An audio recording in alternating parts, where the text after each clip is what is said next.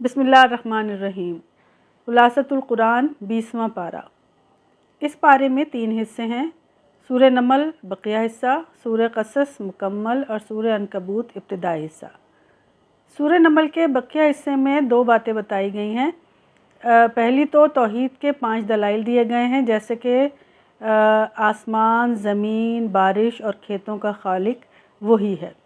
اس کے علاوہ زمین، نہریں، پہاڑ اور سمندروں کا نظام وہی چلاتا ہے۔ نمبر 3، مجبور، بے بس اور بیمار کی پکار اس کے علاوہ کوئی نہیں سنتا۔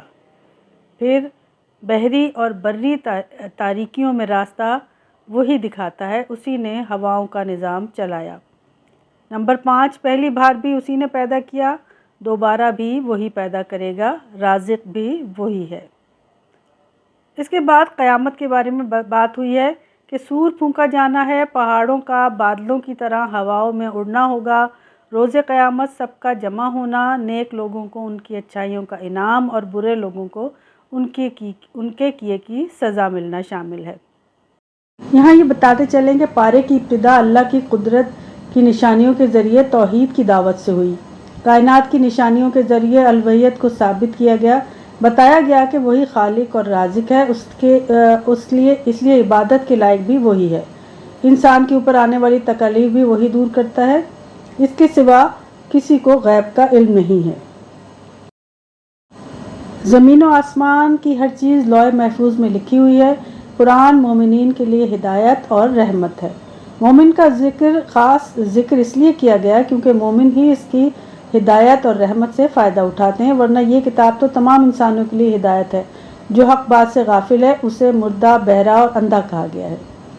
اس کے بعد قیامت کی ایک بڑی نشانی بتائی گئی ہے کہ ایک جانور آئے گا جو لوگوں سے باتیں کرے گا اور انہیں سمجھائے گا۔ اس کا بھی یہاں ذکر ہوا ہے۔ قیامت کی منظر کشی کی گئی ہے، فرمایا کہ جب سور پھونکا جائے گا تو سب لوگ گھبرا جائیں گے اور اللہ کے سامنے حقیر بن کر حاضر ہوں گے، سوائے ان لوگوں کے جن کو اللہ اس چیز سے محفوظ رکھے گا۔ پہاڑ بادلوں کی طرح اڑیں گے۔ اس دن جس شخص نے نیکیاں کی ہوں گی اس کو اس سے بہتر بدلہ ملے گا۔ آخر میں نبی کریم کو کہا گیا کہ آپ ان کو بتا دیں کہ مجھے یہ حکم ہوا ہے کہ اللہ کی اطاعت کروں، مسلم بنوں، قرآن کی تلاوت کروں اور اسے لوگوں کا پڑھ کر سناؤں، یعنی اس کی تبلیغ کروں۔ جو ہدایت حاصل کرتا ہے اس کا اپنا فائدہ ہے اور جو گمراہی اختیار کرتا ہے تو اس کا وبال اسی پر ہوگا۔ اس کے بعد سورہ قصص شروع ہوتی ہے، جس میں 2 باتیں بتائی گئی ہیں۔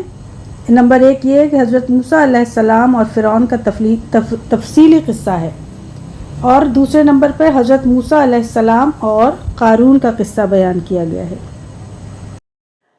قرآن کے ذکر سے اس سورت کا آغاز ہوا، پھر فرمایا کہ موسیٰ اور فرعون کا واقعہ اس لیے ذکر کیا جا رہا ہے تاکہ ایمان والے اس سے نصیحت حاصل کریں۔ اس سورت میں بہت تفصیل سے موسیٰ علیہ السلام اور فرعون کا قصہ بیان ہوا ہے، ان کے حالات زندگی، بچپن، جوانی، شادی، بنی اسرائیل کی آزادی، سب بیان ہوا۔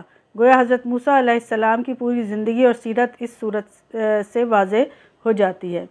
موسیٰ علیہ السلام کی دعا ذکر کی گئی کہ انہوں نے اپنے گناہوں کو اپنی جان پر ظلم سے تعبیر کر کے اللہ سے معافی مانگی تو اللہ تعالیٰ نے ان کو معاف کر دیا۔ ثابت ہوا کہ گناہ کے مقابلے میں آنے والی مصیبت صرف توبہ سے دور ہوتی ہے۔ موسیٰ علیہ السلام نے ظالموں سے نجات کی دعا کی اور مدین تشریف لے گئے۔ اس سے پتہ چلتا ہے کہ احتیاطی تدابیر دعا اور توکل کے منافی نہیں۔ موسیٰ علیہ السلام ہر مرحلے پر اللہ سے دعا مانگ رہے تھے اور اپنی محتاجی کا اظہار کر کے طلب کرنا پسندیدہ ہے۔ یہاں یہ بھی پتہ چلا کہ موسیٰ علیہ السلام راستے میں اپنی اہلیہ کی سردی سے بچاؤ کا انتظام کرنے کے لیے آگ لینے گئے۔ اس سے ثابت ہوتا ہے کہ سفر میں بیوی بچوں کی ضروریات کا خیال رکھنا شوہر کی ذمہ داری ہے۔ توراۃ کا ذکر اس صفت کے ساتھ کیا گیا کہ اس میں بصیرت افروز دلائل اور ہدایات اور رحمت ہے۔ پارے کے اس حصے میں واضح کر دیا اللہ جو چاہتا ہے پیدا کرتا ہے، جس کو چاہتا ہے اپنے کام کے لیے منتخب کر لیتا ہے، لہٰذا دعا کرنی چاہیے اللہ ہم سے اپنے دین کا کام لے اور وہ ہر قسم کے شرک سے پاک رکھے۔ اس کے بعد منکرین کو بڑے اچھوتے انداز میں تنبیہ کی گئی، نعمتوں کے ذکر کے ساتھ الوہیت اور توحید کی طرف بلایا گیا۔ فرمایا کہ اگر اللہ ہمیشہ کے لیے رات مسلط کر دے تو اللہ کے سوا کون ہے جو دن کی روشنی لا سکتا ہے؟ رات اور دن کا آنا جانا اس کی رحمت ہے۔ تاکہ لوگ دن میں روزی تلاش کریں اور رات کو سکون حاصل کریں، یہی فطرت ہے۔ پھر قارون کا واقعہ بطور عبرت پیش کیا گیا۔ یہ بنی اسرائیل کا ایک بہت مالدار شخص تھا جو اپنے مال و متاع کی کثرت کے سبب بہت غرور کرتا تھا اور اتراتا پھرتا تھا۔ اس کی برادری کے لوگوں نے اسے نصیحت کی کہ اس مال کو اپنی ضروریات پوری کرنے اور آخرت کی اصلاح کے لیے خرچ کیا کرو۔ اترانے والے اللہ تعالیٰ کو پسند نہیں۔ مال کے ذریعے فساد مت پھیلایا کرو۔ یہ ایک بہت اہم نعمت ہے تمام مالداروں کے لیے کہ مال کو کیسے خرچ کیا جائے۔ اس کے ذریعے لوگوں پر اس طرح احسان کرنا چاہیے جیسا کہ اللہ نے اس مال کے ذریعے سے ان پر کیا ہے۔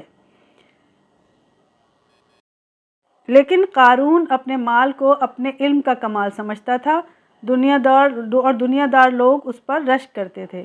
چنانچہ ایک روز اللہ تعالیٰ نے اس کے تمام مال و متاع سمیت اس کو زمین میں دھسا دیا۔ علم اور مال پر فخر کرنے کی ممانعت ہے۔ اترانا اللہ تعالیٰ کو سخت ناپسند ہے۔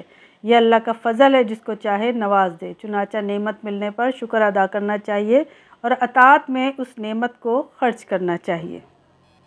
اس کے بعد سورہ عنکبوت ہے، جس کے ابتدائی حصے میں 3 باتیں یہ ہیں۔ نمبر 1، توحید۔ مشرکین کے بت مکڑی کے جالے کی طرح کمزور ہیں۔ اس کے بارے میں آج کل جدید سائنس مکڑی کے گھر کی پوشیدہ کمزوریاں بھی واضح کر دیتی ہے، جس سے یہ بات اور واضح ہو جاتی ہے۔ نمبر 2 پر رسالت بیان کی گئی ہے۔ آزمائش اللہ کی طرف سے اس کے برگزیدہ بندوں پر ضرور آتی ہے۔ جو اس آزمائش میں صبر کرے گا کامیاب ہوگا۔ اس ضمن میں چند انبیاء کرام کے قصے مذکور ہیں اور اس کے بعد قیامت کا تذکرہ کیا گیا ہے۔ سورہ العنکبوت اس کے آغاز میں بتایا گیا کہ جو بھی ایمان لاتا ہے اسے ضرور آزمایا جائے گا۔ ہر انسان پر آزمائش اس کے دین کے مطابق آتی ہے۔ چنانچہ لوگوں کو چاہیے کہ اس خوش فہمی میں مبتلا نہ ہوں کہ وہ ایمان لانے کے بعد بغیر آزمائش کے چھوڑ دیے جائیں گے۔ پہلے آنے والے لوگ بھی آزمائے گئے تھے اور بعد میں آنے والے بھی آزمائے جائیں گے۔ اس آزمائش کا مقصد یہ ہوتا ہے کہ سب لوگوں کے سامنے اچھے اور برے لوگ الگ ہو جائیں۔ جو اللہ سے ملنے کی توقع رکھتا ہے وہ جان لے کہ اللہ کا مقرر کردہ وقت آنے والا ہے، لہٰذا ہر وقت تیاری میں رہنا چاہیے۔ جو محنت کرتا ہے اس کا فائدہ اسی کو پہنچتا ہے۔ اللہ ہر چیز سے بے نیاز ہے۔ وہ ایمان والوں کی برائیاں دور کر کے ان کو اچھا بدلہ دے گا۔ پھر والدین کے ساتھ حسن سلوک کا حکم ہے، لیکن ساتھ میں یہ بھی بتا دیا گیا کہ معصیت اور شرک میں ان کی اطاعت نہیں کی جائے گی۔ ماں باپ سے زیادہ اللہ کا حق ہے۔ نافرمان والدین سے صلہ رحمی کرنا چاہیے، لیکن اللہ کی نافرمانی میں ان کی پیروی اور اطاعت سے گریز کرنا چاہیے۔ قیامت کے دن انسان ان لوگوں کے گناہوں کا بوجھ بھی اٹھائے گا جن کو اس نے بہکایا ہوگا۔ جس نے بھی کوئی غلط روایت شروع کی تو جب بھی اس پر عمل کیا جائے گا، شروع کرنے والا بھی گناہ میں حصہ دار ہوگا۔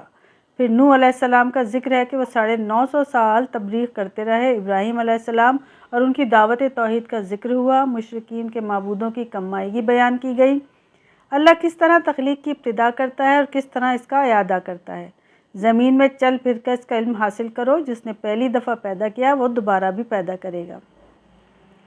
سزا اور جزا اسی کا اختیار ہے، جسے چاہے سزا دے، جس پر چاہے رحم کرے۔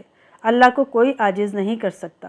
لوط علیہ السلام کا واقعہ ذکر کیا گیا۔ ان کے قوم کے قبیح فعل کی مذمت کی گئی۔ ان کی یہ برائی بھی بتائی گئی کہ وہ کھلے عام بے حیائی کے کام کرتے تھے۔ شعیب علیہ السلام اور اہل مدین کا ذکر ہوا۔ عاد اور سمود کی طرف بھی اشارہ کیا گیا۔ ان لوگوں کے غلط کام شیطان نے ان کے لیے مزین کر دیے تھے۔ وہ اپنی تمام تر سمجھداری کے باوجود حق سے رک گئے تھے، اسی وجہ سے ہلاک ہو گئے۔ قارون، فرعون اور حامان بھی اپنے تکبر کے سبب مارے گئے۔ یہ سب لوگ اپنے گناہوں کی پاداش میں مختلف قسم کے عذاب کا شکار ہوئے۔ پھر فرمایا، مشرک کی مثال مکڑی کے گھر کی طرح ہے۔ جس طرح اس کا گھر کمزور ہوتا ہے، اسی طرح ان کے سارے سہارے بھی عارضی اور کمزور ہیں۔